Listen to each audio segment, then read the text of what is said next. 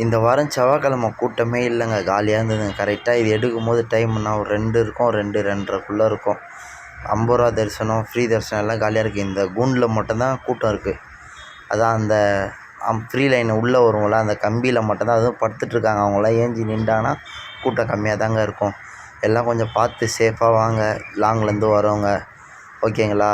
தயவுசெய்து யாரும் அந்த எகிரி குச்சி அதுமாதிரிலாம் போகாதீங்க. ஃப்ரீ தரிசனத்தில் கூட்டம் கம்மியாக தாங்க இருக்குது.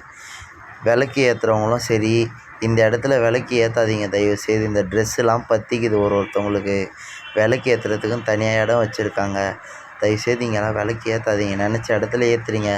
இதுமாரி ஏற்றுறது வந்து அவங்க தொடப்பத்தை வச்சு அணைச்சிடுறாங்க. இங்கே ஏற்றாதீங்க. விளக்கு ஏற்றுறதுன்னு ஒரு மண்டபம் இருக்குது. எதிரில் ஒரு ஷெட்டு மாரி வச்சுருக்காங்க. அதில் விளக்கு ஏற்றுங்க. அதுவும் நைட்டில் மட்டும் தான் விளக்கு கிடைக்கும். காலையில் வந்து விளக்கு ஏற்றக்கூடாது சொல்லியிருக்காங்க போலீஸ்லாம். அந்த ட்ரெஸ்ஸு நிறைய பேருக்கு அந்த தீ பிடிச்சிக்குதுன்ட்டு அணையா விளக்கு ஒன்று வச்சுருக்காங்க. அந்த பெரிய சட்டி மாரி வச்சுருக்காங்க பாருங்கள், அணையா விளக்கு. அதில் வந்து நம்ம நெய் ஊற்றிடலாம். நெய் வாங்கிட்டு வந்து வேண்டிட்டு அதில் ஊற்றிக்கலாம் அந்த அணையா விளக்கில். அதுவும் வேண்டுதல் நிறைவேறுங்க. வெற்றிவேல் முருகனுக்கு அரோகரா.